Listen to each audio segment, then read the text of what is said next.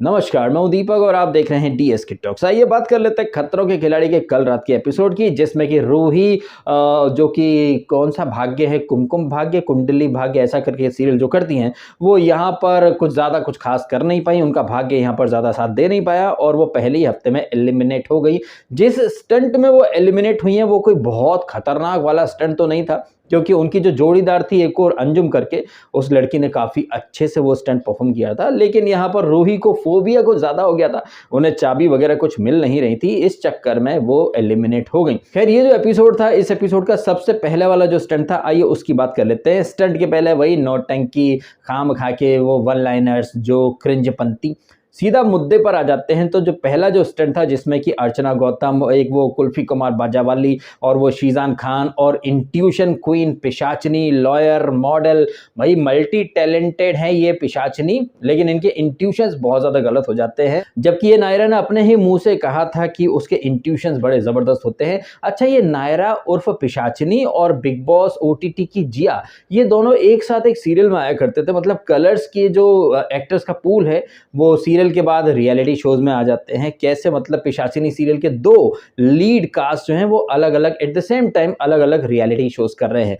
तो यहाँ पर जो पहला स्टंट था, जिसमें कि कुछ साइकिल्स रखी हैं, आपको साइकिल पर पैडल मारते हुए बैठना है, ऊपर से बहुत सारे कीड़े मकोड़े, गंदा पानी, दुनिया जहाँ की चीजें गिरेंगी और आपको वो चीजें कैच करनी है। वो कीड़े मकोड़े वो सब आपको कैच करना है, क्योंकि उन कीड़े मकोड़ों के साथ कुछ छोटी छोटी प्लेट्स वगैरह गिरेंगी और आपको वो प्लेट जो है वो कैच करनी है। और साइकिल के आगे एक ट्यूब जैसा कुछ बना हुआ है, उसमें आपको वो प्लेट जो है वो इकट्ठी करनी है। लेकिन अगर आप पैडल मारना बंद कर देंगे तो जो ट्यूब है उसके नीचे जो एक प्लेट या ऐसा कुछ लगा रखा था वो हट जाएगा, तो सारी आपकी कलेक्ट की हुई प्लेट्स नीचे गिर जाएंगी। तो आपको जो कीड़े मकोड़े गिर रहे हैं, गले में सांप पड़ा हुआ है, तो एक तरफ तो आपको ऊपर से जो कीड़े मकोड़े गिर रहे हैं, उन कीड़े मकोड़ों के साथ जो प्लेट्स गिर रही हैं वो भी कैच करनी है, साथ ही साथ आपको साइकिल के पैडल भी मारते रहना है। अब यहाँ पर अर्चना गौतम बहुत ज्यादा वही बखलोलपंती कर रही थी। जब रोहित शेट्टी पूछता है कि यहाँ पर ज्यादा कुछ नहीं करना, बस साइकिल चलाना है, आप लोगों ने साइकिल तो चलाई होगी, तो अर्चना गौतम कैसे एक्टिंग कर रही थी, सर वो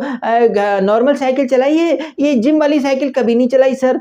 तो रोहित शेट्टी क्या बोलता है, जैसे मुंह चला रही हो ना वैसे ही साइकिल चला लेना। तो रोहित शेट्टी को भी पता है कि अर्चना यहाँ पर क्यों आई है और किस वजह से मेकर्स इसे बहुत आगे लेकर के जाएंगे। ऑल्दो ये वाले जो स्टंट था ना, इसमें सबसे उम्दा परफॉर्मेंस अर्चना गौतम ने ही करा। आई थिंक उसने 12 प्लेट्स कलेक्ट कर ली थी। और नायरा जो इंट्यूशन क्वीन है, जो कुल्फी बाजा वाली, और एक और जो नदिया पार सजणदा ठाणा करके जो गाना था, क्या नाम है उस सिंगर का, ये सिंगर भी यहाँ पर काफ़ी अच्छा परफॉर्म कर लेती है। ज़्यादातर यहाँ पर फीमेल कंटेस्टेंट थी और मेल कंटेस्टेंट के तौर पर यहाँ पर था शीजान। मुझे लग रहा है कि शीजान बहुत ओवर कॉन्फिडेंट हो गया था, उसे लगा था अरे यार तो लड़कियां हैं, मैं तो आराम से जीत जाऊंगा। शीजान का यहाँ पर पूरा फोकस साइकिल को तेज चलाने पर था, जबकि अर्चना कहें, नायरा कहें, वो कुल्फी बाजा वाली एक्ट्रेस, ये बड़े आराम से हौले हौले साइकिल चला रहे थे। आपको कोई रेस में जीतना नहीं था, लेकिन पता नहीं शीजान के दिमाग में कुछ अलग ही खिचड़ी पक रही थी कि हाँ वो बहुत तेजी से साइकिल चला करके दिखाएगा कि देखो भैया वो कितना हट्टा कट्टा है, कितना स्ट्रांग है।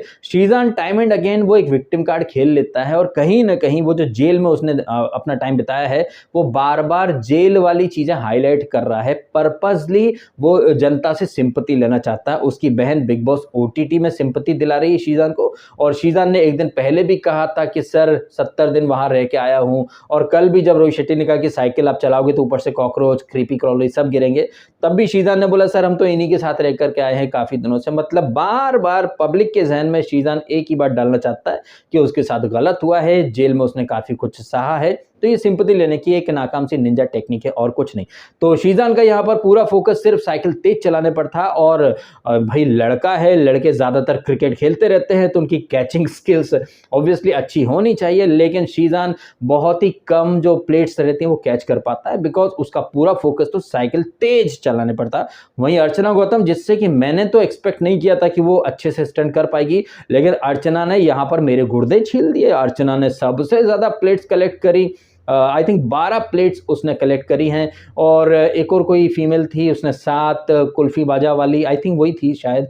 और एक कोई नायरा करके है, वो पिशाचिनी इंट्यूशन क्वीन। भैया उनके इंट्यूशन ज़बरदस्त होते हैं, लेकिन उन्हें पता नहीं चल रहा था कि कब प्लेट गिरने वाली है। तो आप देख लीजिए बिग बॉस ओटीटी की बेबिका और ये खतरों के खिलाड़ी की ये इंट्यूशन क्वीन, ये दोनों यानी बेबिका और ये नायरा दोनों अपने ही बिछाए हुए जाल में फंस रहे हैं, क्योंकि इनके इंट्यूशंस या फिर इनका जो हॉरोस्कोप या फिर ये जो ज्योतिष विद्या है वो इन्हीं के काम नहीं आ पा रही है। खैर यहाँ पर शीजान जो रहता है वो डेंजर जोन में आ जाता है, उसके हाथ से फियर फंदा नहीं उतरता है। भाई गजब बेइज्जती की बात है, क्योंकि शीजान ये मान करके गया था कि वो तो आराम से स्टंट कर लेगा, और बड़ी बड़ी बातें करी भी थी शीजान ने कि सर ये जो शब्द है ना अबॉर्ट, ये आप मेरे मुंह से कभी नहीं सुनेंगे। हालांकि उसने अबॉर्ट किया नहीं, लेकिन वो स्टंट में सबसे फिसड्डी साबित हुआ। तो यहाँ पर शीजान जो चले जाते हैं वो डेंजर जोन में आ जाते हैं। अगले स्टंट का जब नंबर आता तो काफी डायनेमिक स्टंट था, जहां पर typical Rohit Shetty style car चल रही है, सामने एक बड़ा सा ट्रक है, ट्रॉलर है, आपको एक कार के ऊपर एक कार चढ़ा करके उस ट्रॉलर पर आकर के चढ़ाना है,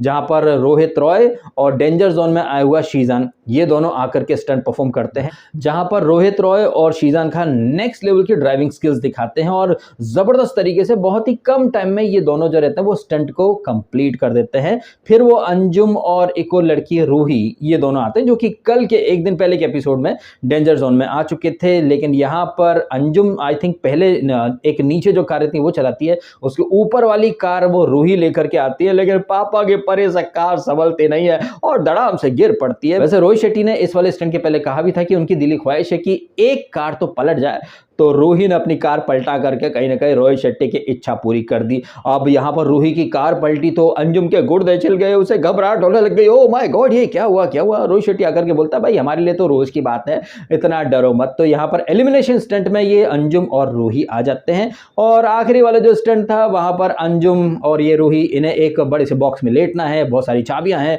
उधर कीड़े मकोड़े छिपकली सांप बिच्छू दुनिया जहाँ की चीजें हैं। ये हालांकि बाहर से देख करके कमेंट करना बहुत आसान होता है, लेकिन जो इंसान वो स्टंट कर रहा होता है उसके दिल पर, उसके शरीर पर क्या बीतती है ये तो वही बेहतर जान सकता है। इसलिए हम अच्छे से समझ सकते हैं कि रूही वो स्टंट क्यों नहीं कर पाई होगी, उसके कुछ फोबियाज होंगे। उसने कहा भी कि छिपकली कीड़े मकोड़े इन सारी चीज़ों से डर लगता है, तो रूही जो थी वो अपने डर पर काबू नहीं पा पाई और वो शो से बाहर हो गई। हालांकि आखिरी वाले स्टंट के पहले एक लंबी चौड़ी नौटंकी होती है, वो रेड कोड वाली, जिसमें कि इस वीक के जो सेफ कंटेस्टेंट थे शिव, वो अरिजीत और वो सुंडूस मोरक्कन गर्ल, इन्हें ऑप्शन दिया जाता है कि या तो आप सेफ रह लो या फिर आप ये एलिमिनेशन स्टंट कर लो, तो आगे के लिए आपको बेनिफिट मिल जाएगा। लेकिन ये लोग सोचते हैं यार कि हम तो सेफ हैं, अगर हम ये स्टंट एलिमिनेशन स्टंट गलती से अगर हार गए तो भैया पहले ही वीक में बाहर जाना पड़ेगा, गजब बेइज्जती हो जाएगी। ये लोग तस्वीर का एक ही साइड देख रहे थे। रोहित शेट्टी ने कहा कि अगर आप लोग ये स्टंट कर लेते तो आगे आपको बहुत बेहतरीन फायदे मिल सकते थे, तो रोहित शेट्टी तस्वीर का दूसरा साइड दिखा रहा था। अच्छा, इसी बीच रोहित शेट्टी ने एक थर्ड पर्सन का ओपिनियन लिया, और ये थर्ड पर्सन कौन है? ये अर्चना गौतम।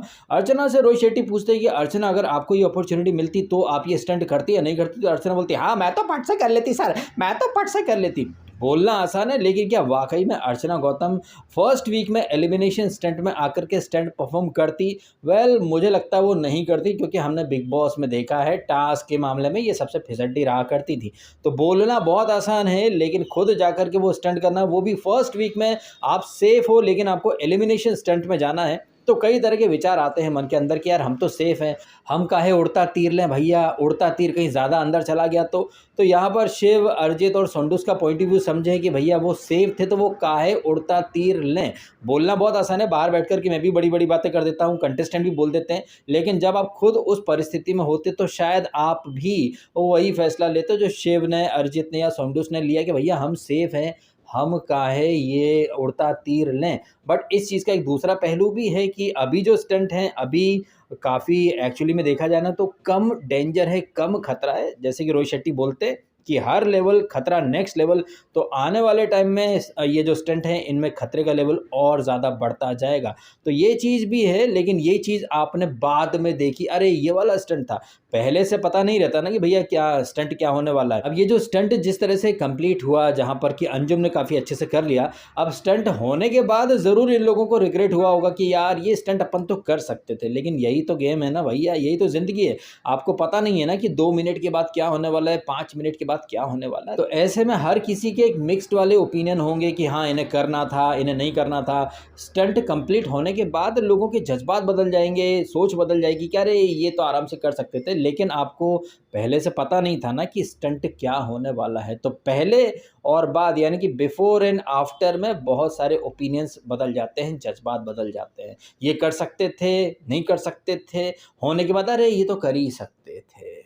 बिकॉज़ जिस तरह से ये स्टंट हुआ है, ये कोई बहुत ज़्यादा डिफ़िकल्ट स्टंट तो नहीं था और ऐसा भी नहीं था कि यहाँ पर आपको कोई करंट के झटके लग रहे हों। आपको बस बॉक्स में लेटना था और चाबी वग़ैरह ढूँढनी थी और जितनी खूबसूरती से अंजुम ने ये स्टंट परफ़ॉर्म किया है, आई एम श्योर शिव या अरिजीत ये स्टंट आराम से कर सकते थे। यहाँ पर कॉम्पिटिशन का और खतरे का लेवल थोड़ा कम था, जो कि आगे आने वाले दिनों में बढ़ता चला जाएगा, ऐसा मेरा मानना है। अब ये तो हो गई है खतरों के खिलाड़ी की बातें, अब ज़रा थोड़ी-सी बिग बॉस ओटीटी की भी बात कर लेते हैं। हालाँकि कल के बिग बॉस ओटीटी के एपिसोड में कुछ भी ख़ास हुआ नहीं है। कृष्णा वो जग्गू दादा के अंदाज़ में आता है। पूजा भट्ट को हद से ज़्यादा तवज्जो दे रहे हैं। वो दिल है कि मानता नहीं पर डांस करना, नौटंकी करना, फिर भारती जट के साथ सुहाग रात है, घूंघट, वो टिप टिप बरसा पानी पे डांस। भाई ये चीज़ें तो हमारे कल्चर के अगेंस्ट है ना। एज़ पर सलमान खान ये चीज़ें हम प्रमोट नहीं कर सकते, लेकिन भारती तो यही करती है, वल्गैरिटी, डबल मीनिंग, यही सारी बातें होती रहती हैं। खैर यहाँ पर एक टास्क भी हुई थी, वो कड़वा करेला पिलाओ। भट्ट हाउस में पूजा भट्ट के सामने एक और भट्ट आ गया था, निशांत द भट्ट, अपने गाने का प्रमोशन करने और टास्क करने। इसी दौरान हम देखते हैं कि ये एल्विश या आशिका ही नाम है ना इसका, इन दो में से किसी एक को सारे जो कंटेस्टेंट है ना उनका पर्सनल नौकर बोल सकते हैं, असिस्टेंट बोल सकते हैं। मतलब पर्पसली कैसे ये लोग एल्विश या फिर आशिका किसी एक को घर वालों के हुक्म का गुलाम बनाना चाहते हैं। अब ये जो एक हरकत करवाई है मेकर्स ने भारती और कृष्णा से, कहने को तो मेकर्स और सलमान खान अक्सर बोल देते हैं कि हम कुछ नहीं करते हैं, जो भी करते कंटेस्टेंट करते हैं, जनता है असली बॉस। तो क्या जनता आई थी इसको भारती को और कृष्णा को बोलने के भैया एल्विश को घर का चपरासी बना करके रख दो? यहीं पर आप समझ जाइए कि टीवी सेलेब्स जो हैं इन्हें हमेशा ऊपर रखा जाता है और यूट्यूबर्स या फिर जो सोशल मीडिया के इन्फ्लुएंसर्स हैं उन्हें कैसे ज़बरदस्ती ये लोग नीचे या फिर कमतर करके दिखाना चाहते हैं। क्योंकि अब तक का अगर आप पूरा सफ़र देखें बिग बॉस ओटीटी सीज़न 2 का, तो घर वालों का सारा काम कोई एक बंदा करे, ये चीज़ अब तक तो नहीं हुई थी। अविनाश, फलक या फिर पूजा या इन लोगों के सामने तो ये सिचुएशन नहीं पैदा की गई, लेकिन आशिका और एल्विश को खड़ा कर दिया गया कि भैया चुनो किसी एक को जिसको कि आप अपना चपरासी या फिर पर्सनल असिस्टेंट बना करके रखना चाहते हैं। तो पर्पसली ये लोग यूट्यूबर्स को कहीं ना कहीं बहुत ही जलील करना चाहते हैं। बट एल्विश को भी पता है, आशिका को भी पता है, अभिषेक को भी पता है भैया उन्हें इसी चीज़ के तो पैसे मिले हैं। आफ्टर ऑल बिग बॉस में बेइज्जत होने के ही तो पैसे मिलते हैं। तो एल्विश को इन लोगों ने अपना पर्सनल असिस्टेंट बना लिया है। अब उसकी आड़ में ये सारे लोग जो हैं अपनी खुन्नस निकालेंगे। वहीं एक टास्क भी हुई थी ये करंट के झटके वाली, जिसमें कि आशिका जो थी वो ज़बरदस्ती का टारगेट बन गई थी। अब आशिका को टॉर्चर करने वाली जो टास्क थी वो तो मेकर्स ने डिज़ाइन करी थी, लेकिन पूजा भट्ट की महानता की एक्टिंग देखो। आई एम सॉरी, मैं ऐसा बर्दाश्त नहीं कर सकती, वो लड़की को टारगेट किया जा रहा था, आप लोग हंस रहे थे। क्या हंस रहे थे? पूजा भट्ट को अगर इतनी दिक्कत थी तो कृष्णा और भारती के सामने बोलती ना कि सॉरी मैं ये नहीं कर सकती। पूजा भट्ट भी वहां पर चुपचाप बैठी रही, देखती रही। जब ये भारती और कृष्णा चले गए नो एलिमिनेशन अनाउंस करके, अरे एलिमिनेशन नहीं हुआ तो फिर वोट कहाँ गए? और वो लोग जिन्होंने कि फर्जी वोटिंग ट्रेंड पर यकीन करा, ये ऊपर वो नीचे, भाई क्या हुआ आपके वोट्स का? मिल गया बाबा जी का ठुल्लू, और कर लो फर्जी वोटिंग ट्रेंड पर यकीन और लग जाओ वोटिंग की भेड़ चाल में। मैं जगाया जा रहा हूं लोगों को। लोग जो है वो जगना नहीं चाहते, सुधरना नहीं चाहते। फर्जी वोटिंग ट्रेंड, ये ऊपर वो नीचे, आपका फेवरेट। अरे भैया मेकर्स आपको चूतिया बनाते हैं वोटिंग के नाम पर, और मेकर्स में कॉन्फिडेंस इसलिए आता है क्योंकि आप लोग हो एक नंबर के चूतिए जो फर्जी वोटिंग ट्रेंड पर यकीन कर लेते हैं। जब आप चूतिया हो तो लोग आपको चूतिया बनाएंगे कह कह के। तो यहाँ पर मेकर्स ने फिर से पब्लिक का चूतिया काट दिया, क्योंकि आपको तो पता ही था, मैंने तो मंडे जब साइरस गया था मैंने तभी कहा था कि साइरस जा चुका है तो शायद इस वीक कोई एलिमिनेशन नहीं होगा, और वही चीज हुई, कोई एलिमिनेशन नहीं हुआ। अब यहाँ पर जिस तरह से आशिका को वो झटके लग रहे थे, उसे ऑडियंस का टैग भी दे दिया गया, वो कुछ भी नहीं कर रही है, तो वो बेचारी बेचारी बहुत ज़्यादा कहीं न कहीं कॉर्नर्ड भी फ़ील कर रही थी, टारगेटेड फ़ील कर रही थी। ऐसे में पूजा भट्ट आती है महानता की सस्ती एक्टिंग करने और पूजा भट्ट क्या बोल रही थी कि sorry you guys don't deserve me. तो सॉरी तुम हो कौन पूजा भट्ट हैं? तुम्हें तो मतलब पता नहीं खुद को क्या समझती पूजा भट्ट की you guys don't deserve me ऐसा वैसा आई कांट टेक दिस। अरे भैया if you can't take this तो कृष्णा और भारती के सामने बोलते नहीं सॉरी सॉरी सॉरी ये गलत है ये मत करो, वहां पर तो चुपचाप बैठी रही। तो ये पूजा भट्ट या फिर ये फलकनाथ जैसे जो लोग हैं ना, ये सांप निकल जाने के बाद लाठी पटपटाते हैं फिर महानता की एक्टिंग दिखाते हैं। अगर पूजा भट्ट को इतनी ज्यादा तकलीफ थी तो वो आती स्टेज पर और बोलती सॉरी ये सब बंद करो। आफ्टर ऑल वो तो भट्ट की बेटी है ना, उन्हें तो सारी चीजों की परमिशन है। तो ये पूजा भट्ट की नौटंकी थी और कुछ नहीं। खैर आशिका जो है उसे तो भर भर के पूजा भट्ट का सपोर्ट सिंपैथी वगैरह सब मिल रही है, लेकिन अब पूजा भट्ट के जितने सस्ते स्लेव्स हैं जैसे कि ये क्या नाम इसका अविनाश और ये फलक, ये अब भर भर के एल्विश के अगेंस्ट आ चुके हैं। मैंने लाइव फीड का कुछ क्लिप देखा जहां पर कि ये जो जिया है ये मजाक उड़ा रही है एल्विश का कि मुंह से पान निकाल करके चुपाड़ी निकाल करके बात कर। यही चीज अगर जिया के लिए बोल दी जाएगी ना तो जिया त्रिया चरित्र दिखा देगी कि मेरे बॉडी शेम कर दिया, मेरे बोलने का अंदाज का मजाक उड़ा दिया।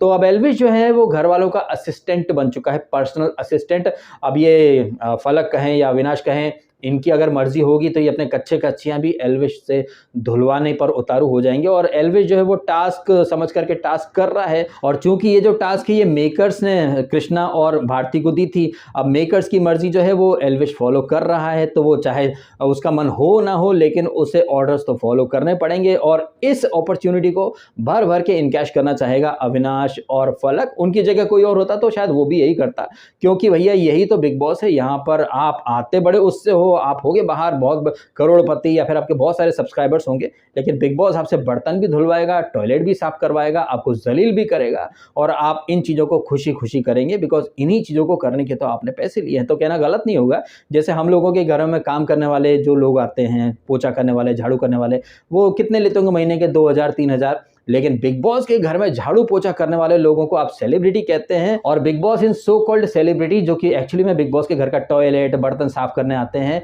उन्हें बिग बॉस हर दिन के लाखों रुपए देता है। तो जो हमारे घरों में जो काम करते हैं जिन्हें हम नौकर नौकरानी बोलते हैं, तो इन सेलिब्रिटीज को हम बिग बॉस के घर का नौकर और नौकरानी क्यों ना बोले? आपका क्या मानना है इस बारे में? क्या ये जो सो कॉल्ड सेलिब्रिटीज हैं ये आपको सेलिब्रिटी लगते हैं या फिर ये बिग बॉस के घर के नौकर नौकरानी लगते हैं? मुझे तो ये लोग बिग बॉस के घर के नौकर नौकरानी लगते हैं, वो भी महंगे वाले नौकर नौकरानी।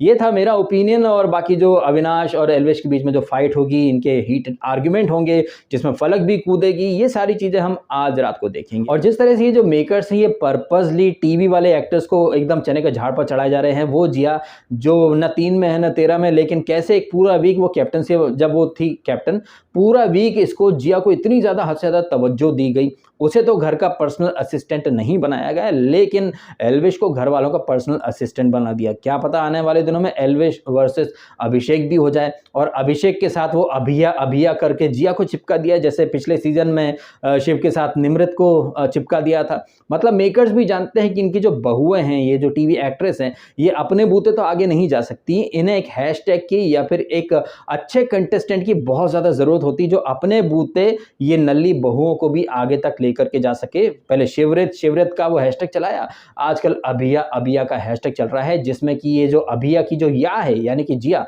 वो तो नेक्स्ट लेवल की नागिन है भाई साहब। वो किसी की सगी नहीं है, मौका पड़ने पर वो अपने दोस्तों को भी डस खाएगी। ऐसे फेक नागिनों के बारे में एल्विश यादव अभिषेक को काफी दिनों से हिंट दे रहा है, लेकिन मुझे भी लग रहा है कि अभिषेक का एक सॉफ्ट कॉर्नर है जिया के प्रति। वो कितना भी आर्गुमेंट कर ले लेकिन उसे जिया पसंद आ ही जाती है। खैर अब इक्वेशंस कैसी जाती हैं आगे ये हम देखेंगे आने वाले दिनों में। फिलहाल इस वीडियो को यहीं खत्म कर देता हूं। आपके क्या है ओपिनियन कमेंट करके अवश्य बताएं। और जिस तरह से ये आशिका जो कि रोई और उसके ऊपर पूजा भट्ट ने नेक्स्ट लेवल की महानता की एक्टिंग करी, पूजा भट्ट इतनी अच्छी एक्टिंग फिल्मों में करती तो शायद उन्हें 2-4 ऑस्कर वगैरह मिल जाते, लेकिन रियलिटी शो में पूजा भर भर के ओवर एक्टिंग कर रही है। 50 रुपए काट लो पूजा भट्ट की ओवर एक्टिंग के। चलिए वीडियो खत्म कर देता हूं। अपने समय निकाला वीडियो देखा, आपका बहुत बहुत धन्यवाद। Thank you so much.